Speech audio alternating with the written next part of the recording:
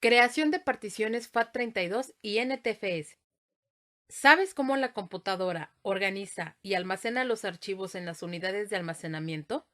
Pues bien, la computadora organiza los archivos normalmente en la memoria secundaria mediante particiones, que no es otra cosa que una división lógica en una unidad de almacenamiento como un disco duro o unidad flash USB y que el sistema operativo interpreta, utiliza y manipula como unidades independientes. Sin embargo, las particiones por sí solas no pueden almacenar datos si no cuentan con un sistema de archivos o formato. Es muy importante no confundir el sistema de archivos con los tipos de particiones. Un sistema de archivos es el tipo de formato que le vamos a dar a la unidad de almacenamiento, como puede ser FAT, FAT32, NTFS, exFAT, entre otros, las cuales se diferencian principalmente por la capacidad de almacenamiento. Por otro lado, las particiones se dividen en primaria, extendida y lógica. Para entenderlo mejor, lo vamos a explicar con la estructura lógica de un disco duro. La estructura lógica de un disco duro está formado principalmente por el sector de arranque, espacio particionado y espacio sin particionar. El sector de arranque es el primer sector de todo disco duro. Se encuentra en la cara 0, pista 0, sector 1. En él se almacena la tabla de particiones, la cual contiene toda la información básica sobre la partición, si es arrancable, si no lo es, el formato, el tamaño y el sector de inicio. También el sector de arranque almacena un pequeño programa máster de inicialización, llamado también Master Boot. Este programa es el encargado de leer la tabla de particiones y ceder el control al sector de arranque de la partición activa. El espacio particionado es el espacio del disco que ha sido asignado a alguna partición. El espacio no particionado es espacio no accesible del disco, ya que todavía no ha sido asignado a ninguna partición. Dentro del espacio particionado pueden existir los tres tipos de particiones ya mencionados. Partición primaria. Son las divisiones primarias del disco y solo puede haber 4 de estas, de las cuales una es activa, o 3 primarias y una extendida. El sistema operativo de la partición activa será el que se cargue al arrancar desde el disco duro. Si no existiese partición activa, mostraría un mensaje de error. Partición extendida, conocida como partición secundaria. Solo puede existir una partición de este tipo por disco y sirve para contener particiones lógicas. Es el único tipo de partición que no soporta un sistema de archivos directamente. Partición lógica.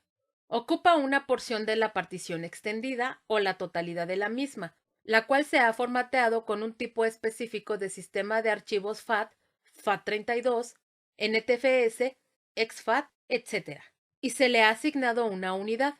Así, el sistema operativo reconoce las particiones lógicas o su sistema de archivos.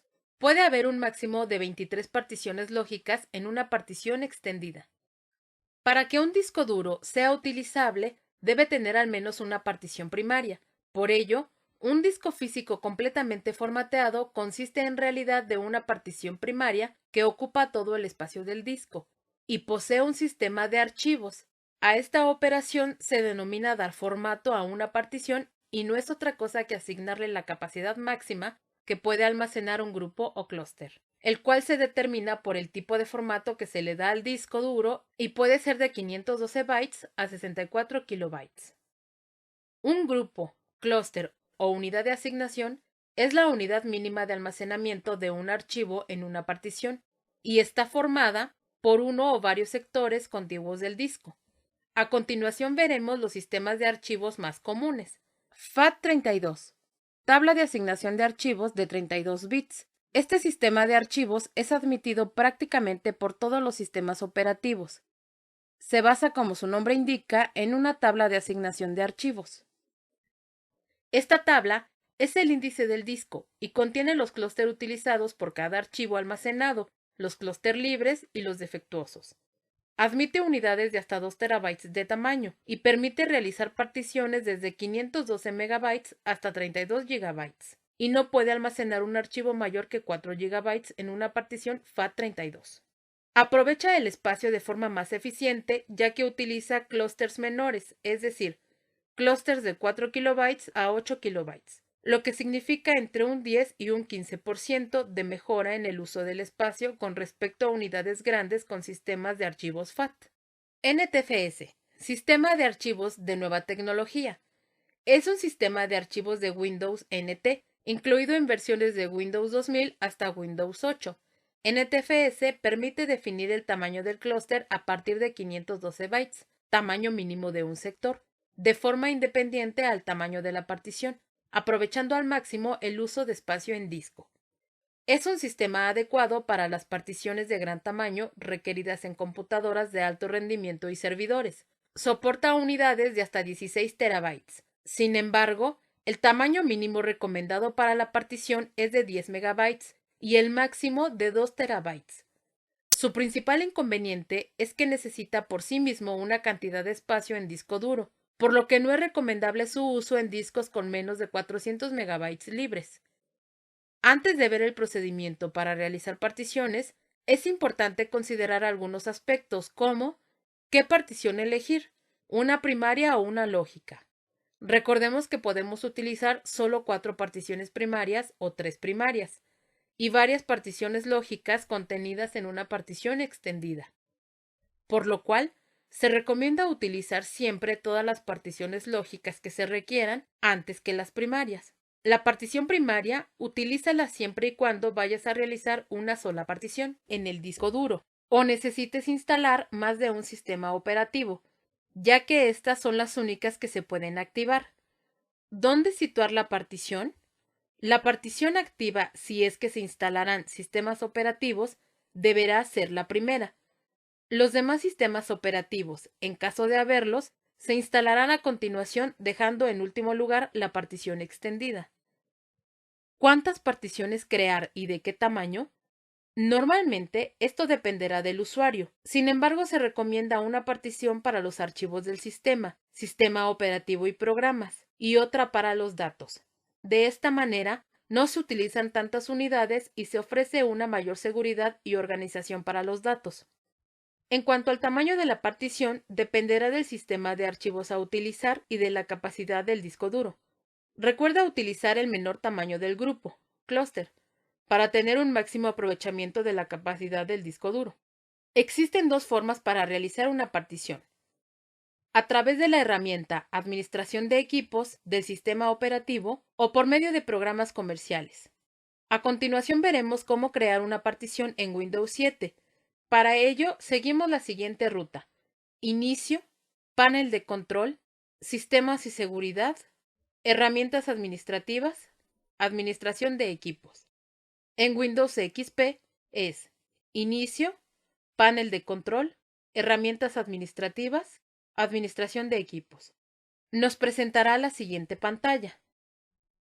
Seleccionamos Administración de disco y mostrará las unidades de almacenamiento conectadas a la computadora con sus respectivas particiones. En azul fuerte muestra las particiones primarias. En un recuadro verde las particiones extendidas y dentro las particiones lógicas en color azul. En verde claro nos presenta el espacio disponible y en negro el espacio no asignado a ninguna partición. Seleccionamos el espacio no asignado y con botón derecho ejecutamos el asistente para un nuevo volumen. Seguimos las instrucciones y asignamos tamaño del volumen, nombre de la unidad, tipo de formato, sistema de archivos y tamaño del clúster, así como la etiqueta de la partición o volumen. Y para terminar, finalizamos. Para ver que se ha creado correctamente la partición, la buscamos en la ruta Inicio, Equipo. El asistente crea automáticamente el tipo de partición, creando primero las 3 primarias y luego la extendida. Para crear una partición lógica, basta con seleccionar el espacio libre de la partición extendida. Si no cuenta con espacio libre, reducir el volumen de esta y seguir las instrucciones anteriores para crear la partición. Si vas a instalar más de un sistema operativo, debes instalar cada uno de ellos en una partición primaria. Para arrancar cada uno de ellos, necesitas activar la partición que queremos arrancar en la próxima sesión en la computadora. La otra posibilidad es instalar un gestor de arranque que aparezca antes de cargar algún sistema operativo. Recuerda que en esta clase vimos los sistemas de archivos, tipos de particiones, las consideraciones antes de crear una partición y el procedimiento para crear una partición primaria y una partición lógica.